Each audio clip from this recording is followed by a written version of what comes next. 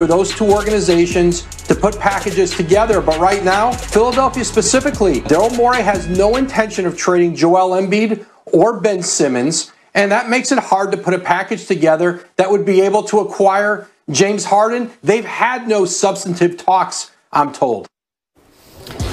James Harden has made the playoffs in each of his 11 seasons. That's the second longest active streak in the NBA, behind Kyle Korver. But he hasn't been able to win the whole thing.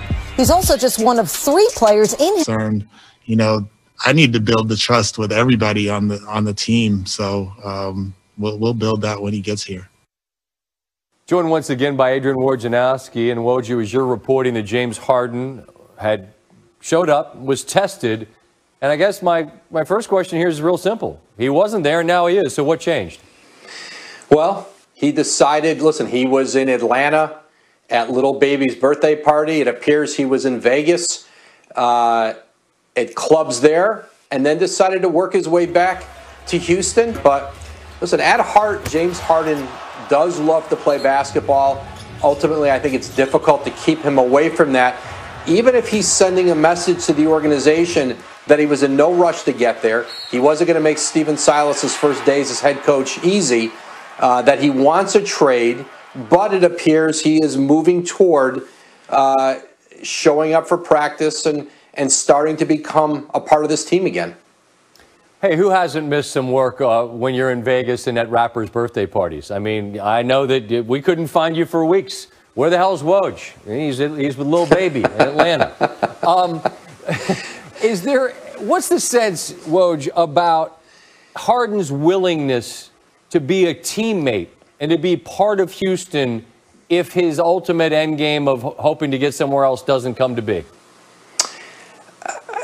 You know, here's the thing, Scott, with James Harden in Houston is he has gotten virtually everything he's asked for in his time there. Everything was designed around him. And so he's always been able to get what he wants with that Rockets organization. And now all of a sudden, Scott, he's not getting what he wants, at least here in the short term, which is a trade out of Houston. He's got 2 years left on his deal.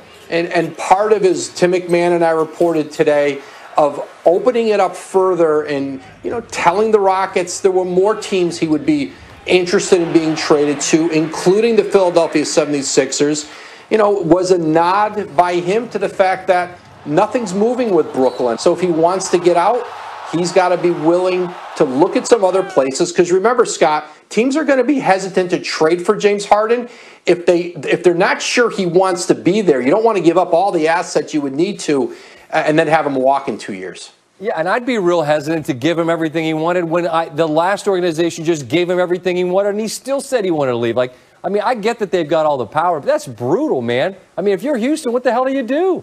You know, they bring in John Wall with 3 years, $100 million plus left on that contract, having not played in 2 years. There's great risk with that.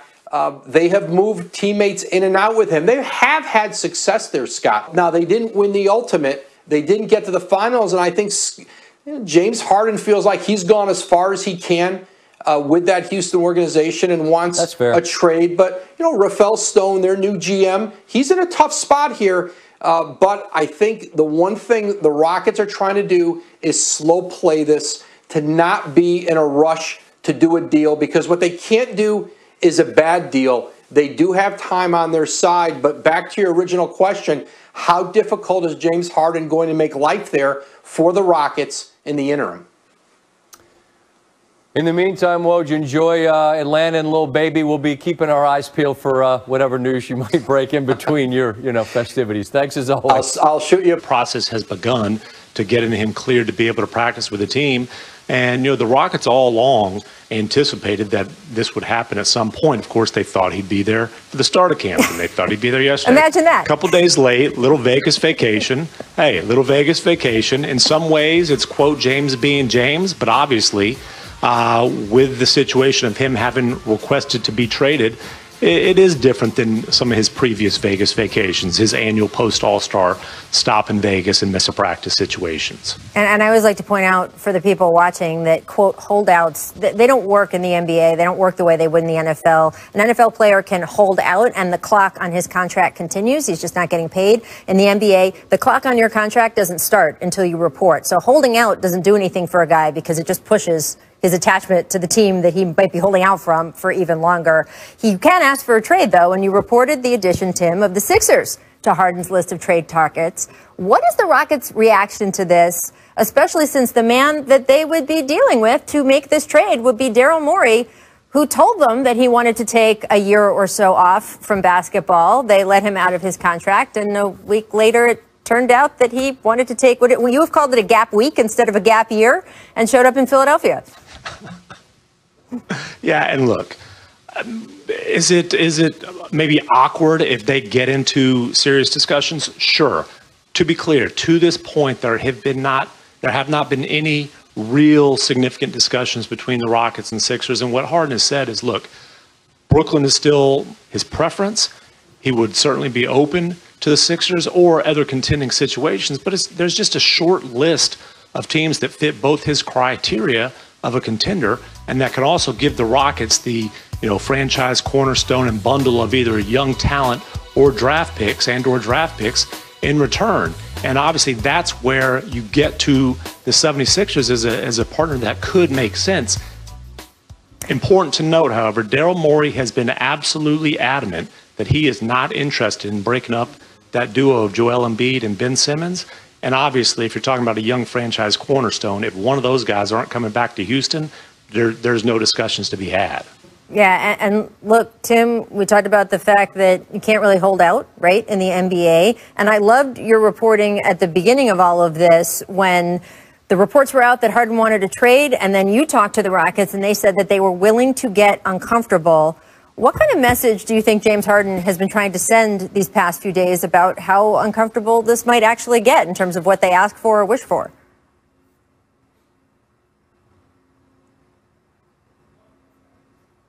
Oh, we've lost him. I don't know. I can ask our guys about what message James Harden has been trying to send. I'll bring back in Richard Jefferson and Kendrick Perkins here. Guys, as I said to Tim and started to talk about, he said, hey, the Rockets said, hey, we're willing to get uncomfortable. There was a reporting date for the Rockets, and James Harden was first in Atlanta with Lil Baby, and then he was reportedly in Las Vegas. What message do you think that he's been trying to send? I think that James Harden is okay with being uncomfortable also. I think that's the message. He's like, yo, that's fine. You guys can be uncomfortable. I'm okay with making this uncomfortable. Now, this is the thing. Is there a level of professionalism that you want all players to have? Yes, but I think James, if he's behaving like this, then you have to believe that he has communicated to them that he does not really want to show up to camp, that he would prefer to be traded before camp starts.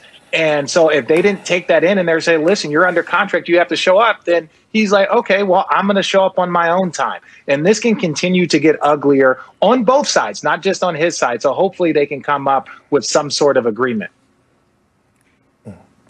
Well, it's interesting, RJ, that you brought up that James Harden and the Rockets have communication. It's a lack of communication that was going on. And it started from the top of the hiring of the GM and the hiring of Steve Silas. From my understanding, it didn't get the approval from James Harden. But with that being said, you still have to show up to work. And I think James is at fault, not for requesting a trade or wanting a different scenery, but for him not showing up to work. Like, this is your job. You get paid to do it.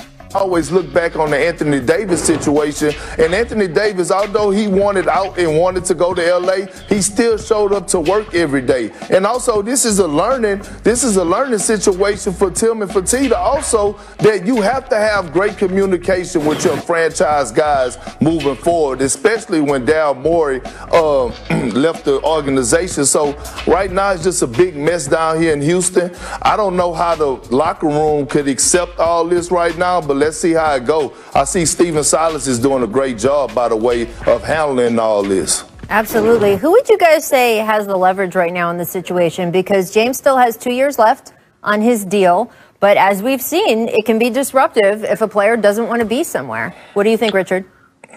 I think I don't think anyone wins in these type of battles. I don't think anyone wins. I think James Harden obviously, gets affected in the public perception. Again, there was already a public perception about, his partying and stuff like that. I'm not going to say that this man isn't a professional and didn't approach, we know he's one of the best players probably to ever walk the face of this planet. But when you're out doing that, when training camp is supposed to start, then that just adds to the public perception. And that actually generates money, whether you're talking about shoe sales, whether you're talking about further contracts. And so I think with the Houston Rockets, they have a little bit of leverage, like, hey, we're going to make you show up. But what message does that send to future free agents if you're unhappy? So this is one of those things that everyone loses in this situation. And it's best if you can't sit down, if Tim can't sit down and have a conversation with James Harden. And if they can't leave that meeting with an idea that he's going to start and see how this goes, then they have to have the conversation about how you can move on from him and try and get your team as much assets as possible. Right. And Rachel, to answer your question, who has all the leverage? All the teams that's going to be calling in has the leverage. Because if I'm Philly or I'm the Brooklyn Nets, guess what?